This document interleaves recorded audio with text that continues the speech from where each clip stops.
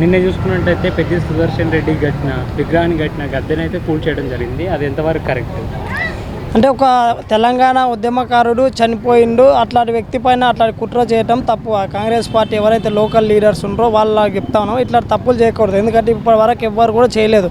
సరే రాజకీయంగా మీకు ఏమైనా కక్షలు ఉంటే రాజకీయంగా కొట్లాడు తప్ప ఒక చనిపోయిన ఉద్యమకారుడు, అది తెలంగాణ కోసం కొట్లాడిన వ్యక్తి, అట్లాంటి వ్యక్తి పైన చేయడం అనేది తప్పని నేను అనుకుంటున్నాను.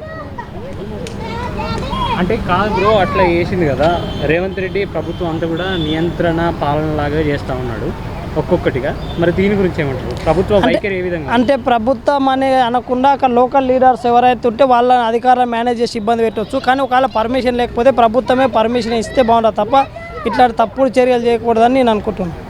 అంటే కాదు, ఇప్పుడు ఆయన ఉద్యమం అప్పటి నుండి ఉన్నా కూడా కేసీఆర్ బినామా అని చెప్పి కొన్ని ట్రోల్స్ వస్తూ ఉన్నాయి కదా, కామెంట్లు ట్రోల్. అది ఎంతవరకు వాస్తవం, ఎంతవరకు ఇప్పుడు ఆ వాస్తవం అవాస్తవం అంటానికి ఇప్పుడు ఆయన చనిపోయిన అట్లాంటి తప్పుడు ప్రచారం చేయకూడదు. ఒకవేళ బినామీ ఉంటే ఉండొచ్చు, వాళ్ళకి గెలవాలి. కానీ ఒక చనిపోయిన వ్యక్తి పైన బినామీ ఉన్నదని చెప్పి ఆయన నాకు ఆ గద్దె గడితే గొల్పటం అనేది తప్పుడు ప్రచారం అంటారు. బినామీ అంటే ఇప్పుడు అందరూ ఎన్నో రాజకీయ పార్టీలలో ఉంటారు. అదంతా వాస్తవం ఉంటే బయట పెట్టుకొని చెప్పుకొని తప్ప చనిపోయిన వ్యక్తి మీద తప్పుడు ప్రచారం చేయడం మంచిది అని నేను అనుకుంటున్నాను. అంటే రేవంత్ రెడ్డికి ఒక స్ట్రైట్ ఫార్వర్డ్గా ఒక అడగాలంటే ఏమన్నా అడుగుతారు ఈ ఇన్సిడెంట్ బేస్ చేసి? అంటే నేనేమంటే నీకు అట్లాంటిది ఏదో ఉంటే మీరు అది మీరు రాజకీయంగా చూసుకొని తప్ప అట్లా రేవంత్ రెడ్డి గారి దృష్టికి పోతే దీనిపైన సీరియస్ చర్యలు తీసుకోవాలి. ఎవరైతే అధికారులు లేక నాయకులు ఎవరైనా దీనిపైన తప్పిదాలు ఉంటే వాళ్ళపైన చర్యలు తీసుకోవాలి. అంటే ఇట్లా కల్చర్ లేదు తెలంగాణలో, ఈ కల్చర్ బంద్ చేయాలని చెప్పి ముఖ్యమంత్రికి దృష్టికి పోతే దీనిపైన చర్యలు తీసుకునే విధంగా ఉంటే బాగుంటుందని నేను కోరుతున్నాను. ఎందుకంటే బీఆర్ఎస్ కార్యకర్తలు అక్కడ ఉన్న అంబేద్కర్ సర్కిల్ దగ్గర ధర్నాకు దిగారు. ఏంటంటే మా నాయకుడి విగ్రహాన్ని పడగొడతారా, ఆ విధంగా చేస్తారా,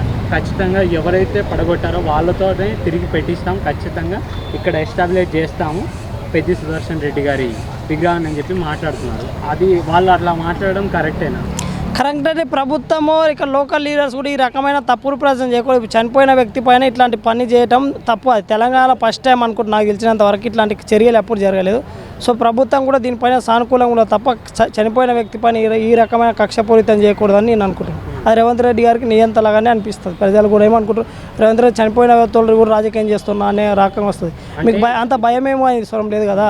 కాబట్టి ఈ తప్పుడు చర్య ఇప్పటి వరకు ఏ రాజకీయ నాయకుడు కూడా ఇట్లాంటి పని చేయలేదు. ముఖ్యమంత్రి దృష్టికి వస్తే ఎవరైతే దీని మీద తప్పిదాలు చేస్తారో వాళ్ళపై చర్యలు తీసుకోవాలని కోరుతాను. అంటే ఇప్పటికే కాంగ్రెస్ గవర్నమెంట్ పైన తెలంగాణలో చాలా విమర్శలు ఎదుర్కొంటుంది కదా.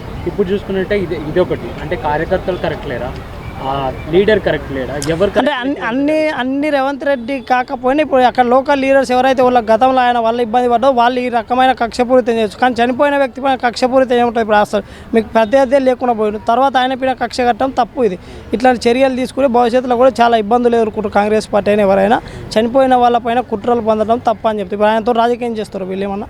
ఆ రకంగా తప్పు అయితే ముఖ్యమంత్రి గారు మీకే పెద్ద డ్యామేజ్ అవుతుంది. గుర్తుపెట్టుకుని ఒక ఉద్యమకారుడు అట్లాంటి వ్యక్తికి సరే అక్కడ ఏదైనా పర్మిషన్ లేకపోతే ఇప్పించే బాధ్యత కూడా ప్రభుత్వమే తీసుకుంటే బాగుంటుందని కోరుతుంది.